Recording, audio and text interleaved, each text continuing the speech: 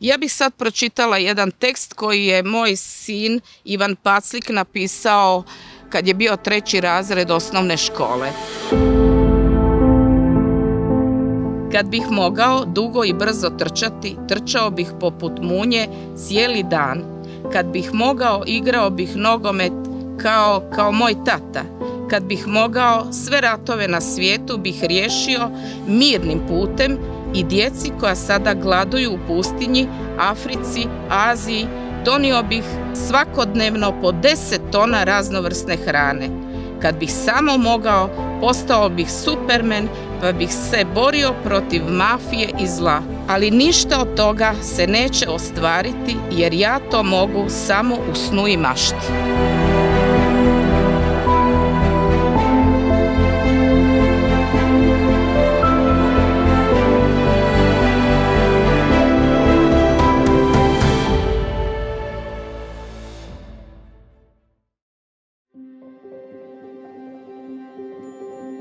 Hemofilija je bolest karakterizirana smanjenom sposobnošću zgrušavanja krvi.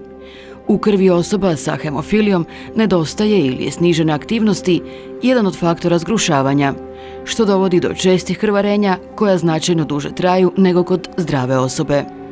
Dva su osnovna oblika hemofilije. Hemofiliju A, odnosno nedostatak faktora 8, te hemofilija B, kod koje nedostaje faktor 9.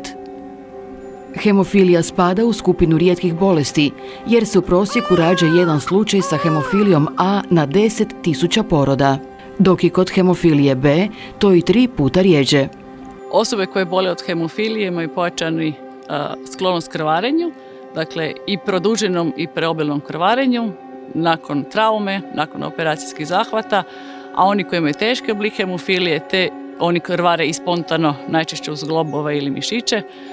Tako da ta opetovana krvarenja uz zglobove uzrokuju kronične promjene i zapravo razvoj invalidnosti. Prije 30 ili 40 godina ta bolest je zadavala oboljelima velike probleme jer je tada terapijske mogućnosti bile vrlo skromne i preparati koji su se davali morali se čuvati duboko zamrznuti. Pacijent je morao dolaziti u veći centar, odnosno u Zagreb, Rijeku ili Split, nije se moglo davati u manjim gradovima i kvaliteta života oboljelih od hemofilije bila značajno lošija. Liječenje akutnog krvarenja u to vrijeme baziralo se na mirovanju koje je ponekad trajalo i mjesecima, zatim na postavljanju leda na mjestu stvaranja hematoma i zapravo dugotrajnom mirovanju. Osobe sa teškim oblikom hemofilije, oni najčešće stradavaju od spontanih krvarenja koje se javljaju u mišiće i u zglobove, a osobe s ostalim tipovima, dakle blagim i umjerenom hemofilijom, oni će krvariti nakon operativnih zahvata ili nakon traume. Mi osobe sa hemofilijom koji smo rođeni dakle, prije 90. i prije 80. godina na neki način se nevoljko i prisjećamo tog vremena prije 90. godina jer je ono zapravo obilježeno mnoštvom patnje, mnoštvom krvarenja, mnoštvom bolova, pa čak i životno ugrožavajućih situacija. Nažalost, neki od naših subolesnika, od naše subraće, evo, nažalost, i izgubili su bitku za život u tom vremenu. Nismo ništa znali, ja sam samo znala od rođaka. Ujak je bio bez nogu, obe noge su mu bile otkinute, meni to bilo prestrašno. Nisam imala pojma šta je hemofilija osim toga. U onoj predškolskoj dobi se ne sjećam previše toga, ali u školskoj se dobi sjećam tih problema sa hemofilijom i oticanjima zglobova, najčešće zglobova, ali u mišićima se znalo desiti povreda. Bilo je konzervativno način liječenja, mirovanjem, hladnim oblogama. Ako je bilo jačih povreda, onda se stavljala langeta ili gips. I sad je bila enigma kako spasiti te zglobove od tih velikih krvarenja. Pa smo im onda zabranili. Nije bilo lopte za njih, nije bilo bicikla, nije bilo dječje igre, nisu išli u vrtić jer ih tad nisu htjeli primiti, ko će paziti na njih. Tako da su odrastali zajedno sami, kuća je bila sva obložena u spužve, jer ako se udare to je odmah trči na šalatu. dolazili bi u bolnicu s teškim krvarenjima i onda bi se tamo liječili uz teške bolove, dobili smo velike kontrakture zglobova, mišića i tako dalje. Uglavnom, život mojih prvih 27 godina je bio jako težak, uz puno krvarenja i velikih problema. 88. godine moj brat, koji je također bio osoba sa hemofilijom, preminuo je najvjerojatnije dakle, od krvarenja u području vrata i to, evo da ironija sudbine bude veća, preminuo je na povratku dakle, od liječnika do kuće.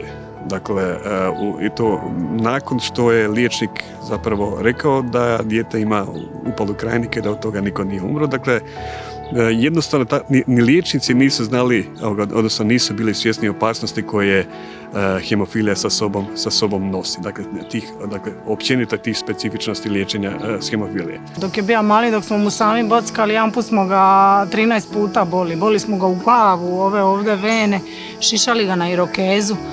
Zapravo, od početka smo ih vozili, kako nisu mogli na te sve igre ići, onda smo ih vozili na sviranje, na engleski, na šah, u školu, svaki dan u školu i iz škole. Nisu se mogli družiti s prijateljima jer ne mogu hodati do škole. Do prvog fakulteta prve godine. A u bolnicu sam ja njih u 10 godina odvezla oko 2000 puta. A zaprimljeni su bili službeno na boravak u bolnici 670 puta u 10 godina. Stavili smo ga pod neko stakleno zvono jer ne znajući šta je hemofilija, biti se nije normalno razvijao. Došlo je do toga da je Ivan išao i do radnog terapeuta i defektologa, na svakakve moguće terapije, jer u principu smo ga tek s 2 godine pustili iz ruku, prvi put. Bolesnici bi za svaku dozu lijeka, a to su u početku bili krioprecipitat i nepročišćeni koncentrat faktora 8, odnosno 9, trebali primati isključivo u bolnici. Znači, nije bilo kućnog liječenja, nije bilo profilakse i ono što je bilo najteže, lijekova nije bilo dovoljno. Liječenje prije 90. godina zapravo, ako to možemo tako slikovito reći, je zapravo bio jedan svojevrsni vatrogasni pristup, odnosno hemofiliju se liječilo, krvarenje se zaustavljalo u onom trenutku kad su ona već počela i kad su se zapravo već razbuktala, kad su ta koljena bila oteklina, kad su bile ogromne otekline, kad su ta koljena izgledala kao baloni na neki način. Išlo se u bolnice zapravo u situaciji kada su bolovi već bili toliki da se to više nije moglo izdržati, a onda i kad bi se došlo u bolnicu, zapravo često puta se znalo dogoditi da nije bilo i tada dostupnih lijekova. Mi smo tada primali taj takozvani krioprecipitat koji je u tom vremenu zapravo dolazio na kapaljku. S obzirom da su lijekovi bili dostupni samo u bolničkim uvjetima, prvi uspjeh nam je bio da smo 1996. godine dobili rješenje od Hrvatskog zavoda za zdravstveno osiguranje da smijemo lijek iznositi iz bolnice i upotrebljavati u kućnim uvjetima. To je bio recimo veliki korak za nas sve jer se taj lijek isključivo uzima u bolničkim uvjetima. Krvarenja se mogu dogoditi i u druge dijelove tijela, mišiće, meka tkiva, a najopasnije su krvarenja koja zahvaćaju određene organske sustave, posebice krvarenja probavnog i respiratornog sustava, te krvarenja u području glave i vrata. Ipak, krvarenja se u današnjem vremenu i sa dostupnošću kvalitetnih lijekova ne bi trebalo često događati, a cilj je da se ne događaju uopće. Skrb o hemofiliji se značajno promijenila recimo unatrag nekoliko godina. Dakle, sada smo uspjeli postići ono što je dugotrajno bio cilj, a to je da bolesnici nemaju niti jedno krvarenje tijekom godine. I zaista vidimo da između naših osoba u hemofiliji u Hrvatskoj ima velik broj onih koji nemaju uopće krvarenja. No, međutim, kako su odrastali, pojavio se i bolji lijek, savršeniji, tako da je nekako bilo lakše. U ratu smo onda ga dobili doma i to je bio spas da se dobije lijek na vrijeme, jer tako se je spasilo to veliko i dugotrajno krvarenje uz zglobove. Onda su oni počeli donekle živjeti normalno, mada smo i mi kao roditelji nastojali da oni ne budu obilježeni kao ono djeca da ništa ne smiju i ne mogu. Danas rijetko ko ne zna sam sebi primijeniti lijek, a naravno time je bilo omogućeno i sljedeći napredak, a to je profilaktičko liječenje. Kako je odrasta Ivan, tako je postavalo sve lakše jer prohoda je, protrča je, kad je tek protrča onda bi zabacio glavu nazad, zatvorio oči i jurija, to nam je bilo ono nešto što smo mislili da će biti nemoguće. Na svu sreću, u zadnjih 30 godina, taman tako od kad postoji naše društvo, Hrvatsko društvo hemofiličara, došlo je do velikog napretka u liječenju hemofilije, pa danas hemofiličari dobivaju faktor u svojim ljekarnama, mogu adekvatno sami sebi davati faktor i zapravo mogu živjeti skoro normalan život koji su i druga populacija koja nema tu bolest. Osobe s hemofilijom u Hrvatskoj danas su u pravilu na kućnoj terapiji, odnosno imaju doma u hladnjaku lijek koji im je potreban te ga u slučaju potrebe mogu intravenozno primijeniti istog trenutka i zaustaviti krvarenje. Zlatni standard je takozvana profilaksa, odnosno primjena faktora koji pojedinoj osobi nedostaje i to svakih nekoliko dana, neovisno o činjenici postoji li neko krvarenje ili ne. Time se nedostatak kojega osoba ima nadomjesti. Uspostavi se funkcionalna kaskada zgrušavanja, te se krvarenja ne bi trebala uopće događati. Ali onda je došlo do drugog problema. Jednostavno potrebno je educirati bilo i roditelje djece i same pacijente kako se priprema, kako se uzima lijek. I tada smo krenuli u lagane edukacije. Ono što je važno iz našeg sestrinskog aspekta, zapravo mi smo, ajmo reći u jednu ruku tu ključne, zapravo je naša funkcija edukacija, znači te cijele obitelji, odnosno edukacija samog roditelja djeteta oboljelog od hemofilije i naravno što brže uključivanje i samog djeteta zapravo za što brže i bolje nekako saživi sa svojom bolešću. Sestrinska skrb za oboljele od hemofilije uglavnom se temelji na edukaciji oboljelih kao i članova njihovih obitelji. No međutim ne smije se zaboraviti da je sestrinska skrb puno više od same edukacije, pogotovo kada govorimo o oboljelom u hospitalnim uvjetima. Glavni izazov za cijelu obitelj je zapravo naučiti, odnosno samo zbrinjavanje, odnosno naučiti samostalno primjenjivati terapiju za hemofiliju koja je naravno u ovom trenutku venska i naravno što prije i bolje opskrbiti i naučiti samog roditelja i dijete da se sami apliciraju lijek i da ta kućna terapija počinje funkcionirati nekako normalno i da to mogu početi davati u kućnim uvjetima. Kada danas govorimo o edukaciji oboljelih i zapravo i skrbi i samoj skrbi za oboljele od hemofilije, govorimo o poboljšanju kvalitete života, a ne zapravo o liječenju akutnog krvarenja kako je to sve do sada bilo.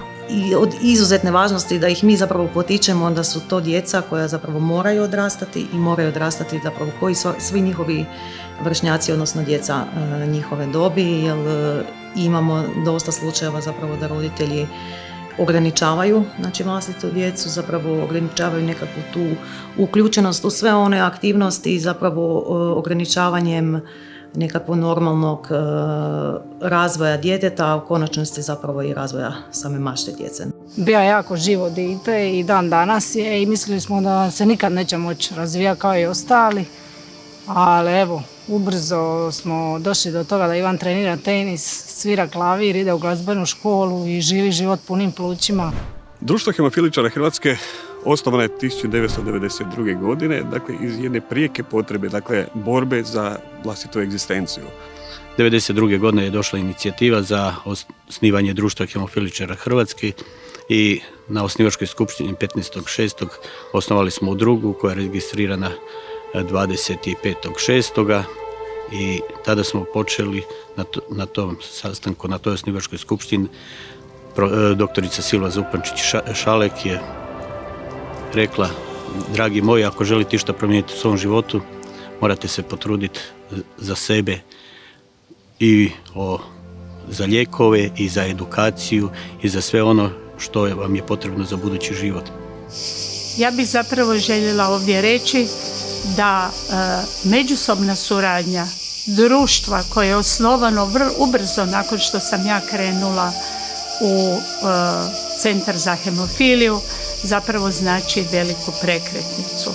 Zajedničkim naporima i zajedničkim sastancima sa upravom bolnice, sa Hrvatskim zavodom za zdravstveno osiguranje postigli smo da postajemo prepoznatljivi. Dakle, udruga sigurno pomaže i o podizanju svijesti o ovoj bolesti u općoj populaciji, također komunicira i sa osiguravajućim kućama, tako da i u tom pogledu sigurno da udruga ima učinak u poboljšanju liječenja bolesnika s hemofilijom.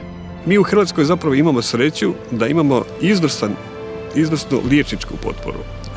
Naši liječnici, dakle i pedijatrijski i adultni, su zapravo sam vrh svjetske hematološke znanosti, tako da zapravo sva znanja koja danas postoje u svijetu su i nama evo preko naših nadležnih ordinarijusa dostupna, a budući da imamo evo izvrsnu podršku i od strane državnih institucija, dakle pa je omogućeno da mi danas imamo sve terapije koje primjerice postoje u Londonu ili New Yorku, mi možemo reći da smo u tom aspektu zapravo jako dobro opskrbljeni. Društvo hemofiličara Hrvatske je zapravo jedan dobar partner u cjelokupnom procesu liječenja oboljelih i dobar primjer kako udruge pacijenata moraju biti sjedinjene i skupa sa liječnicima i sa zdravstvenim osiguranjem djelovati kontinuirano za boljitak oboljelih. Društvo hemofiličara Hrvatske redovito provodi istraživanje kvalitete života kojima se može detektirati i oni problemi koji možda nisu na prvi pogled evidentni i nisu toliko poznati. Tako da na temelju tih istraživanja zapravo postajemo svjesni na čemu još dodatno trebamo raditi. Jedan od najvećih projekata društva hemofiličara je ljetni kamp na kojem imamo različite edukacije kroz različite radionice, različita predavanja, jedan zapravo vrlo multidisciplinaran pristup liječenju hemofilije i tamo zapravo rješavamo jedan veliki broj problema. I tamo su zapravo na jednom mjestu okupljeni svi uključeni dakle, u skrb o osobama s hemofilijom, od državnih institucija, naših liječnika, medicinskih sestara koji su nam izrazito bitne, fizioterapeuta, ortopeda, do svih ostalih zapravo psihologa, socijalnih radnika. Dakle, jedan vrlo multidisciplinaran pristup skrbi o hemofiliji i zapravo tek kad se na jednom mjestu dakle, okupe svi sudionici procesa skrbi o hemofiliji, zapravo se problemi rješavaju na pravi način. I kad se sjetite prvog ljetnog kampa, onda ćete vidjeti s koliko emocija, s koliko entuzijazma su sestre, medicinske, liječnici, a i sami bolesnici sudjelovali u tim aktivnostima. Kamp i to, on sam kaže, ubit ću se ako ove godine ne bude kamp. Da, grozno mi je kad ne bude kamp naprijed, kad je ovo bila korona, meni je to bilo grozno i jedva čekam to cijelu godinu, čeka i sad se napokon načeka i jedva čekam sad ovdje na tobogane u Tuheljski i opet se javi svojim kolegama hemofiličara. Da, on se osjeća kao da je tamo jedan od svojih, jedan među svojima i to nama kao obitelji znači cijelu godinu se to čeka. A brojna istraživanja diljem svijeta nastoji iznaći i trajniji model liječenja hemofilije takozvanom genskom terapijom. Ono što je bitno reći da mi sad slavimo 30 godina društva hemofiličara Hrvatske. A budući da medicina napreduje, mi već na horizontu imamo i nove lijekove, pa i gensku terapiju, pa se ja nadam da će za 40 godina onaj koji bude sjedio ovdje mjesto mene i dao izjavu moći reći da je hemofilija blizu izlječenja ili da je već genskom terapijom izliječena. Dolazi nam genska terapija koja će pokušati izliječiti hemofiliju, dakle da bolesnici uopće više neće trebati primjenjivati profilaksu, a oni koji primjenjuju profilaksu da se ona primjenjuje na način da bude što jednostavnija i što bezbolnija za osobe s hemofilijom. Kako vidim budućnost? Budućnost vidim svjetlo. Hemofilija je bolest koja će biti izliječena i to je najvažnija stvar za sve obitelji koje imaju bolesnike, koji imaju svoje članove, koji su prošli fazu prepoznavanja bolesti, upoznavanja s bolešću, liječenja i života sa bolešću. Znači, vjerujem u uspjeh i vjerujem u izlječenje. Mogu istaknuti jedan savjet koji se meni u obitelji i sam pojavi, da kćerku savjetujem da previše ne strepi nad djetetom u smislu da ga ograničava u njegovom fizičkoj aktivnosti, osim naravno u riskantnim situacijama, ali da i pošto je pokriven sa tom terapijom, da ga može uključiti u neki vodeni sport u smislu plivanja ili individualni sport koji nije fizički kontaktan. Moje dijete se osjeća kao član jedne šire obitelji i ja se od srca stvarno svima zahvaljujem.